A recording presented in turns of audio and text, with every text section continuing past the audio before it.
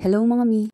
Share ko lang sa inyo kung paano ko nirap itong KitKat bouquet ko na nilagyan ko ng fuzzy wire flowers and mini bear. 5 piraso ng KitKat ang nilagay ko mga mi. Ang sukat ng base ko ay 5x3x15 cm. Nilagyan ko ng mini bear sa gitna at 2 fuzzy wire tulips sa gilid. Bumili ako ng KitKat mga mi sa legit store ng Nestle. 103 pesos, 6 na piraso na mga mi. Tapos free shipping pa. 25 pesos ang costing ko kada isang KitKat na nilalagay ko sa bouquet. Legit store ng Nestle ang pinag-orderan ko nito. Kung gusto mong mag-order, nasa yellow basket lang mga mi. Nilagyan ko rin ng snow dot gauze sa harapan.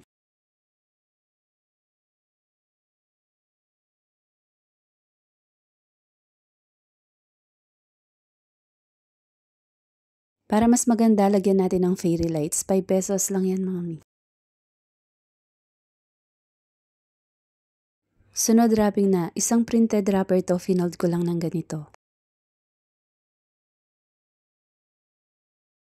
Pagkatapos, nilagyan ko lang ng tape sa gitna.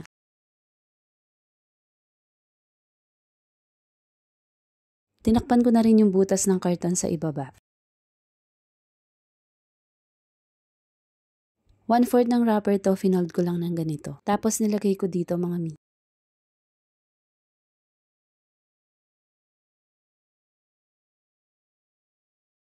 Dalawang 1/4 wrapper to, babawasan ko lang ng 4 inches. Tapos itatabi lang, yan ang gagawin nating ruffle sa gitna mamaya. Ganitong fold para sa left side mga mi.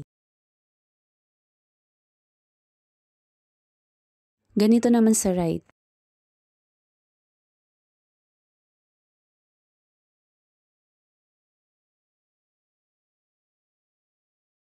Ito yung kanina, i-fold lang sa kalahati at gugupitin. Gawa tayo ng ruffles, ganito lang kadali mga mi. I-fold mo lang muna ng ganito.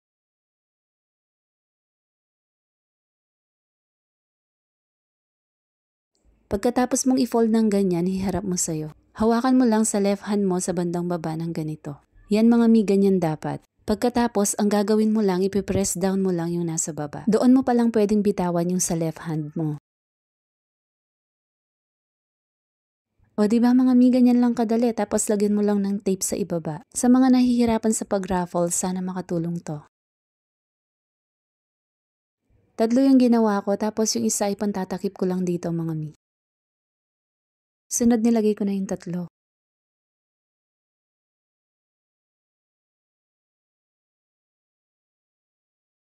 Isang embossed wrapper to pero 3/4 lang ang gagamitin ko. Binawasan ko lang ng konti mga mi para takpan itong base.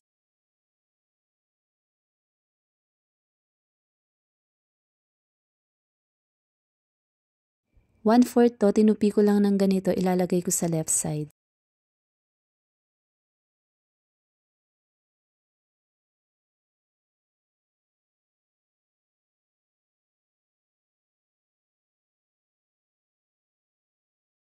Sunod yung right naman ang lalagyan. Ayusin na lang ang paglalagay ng tape mga mi.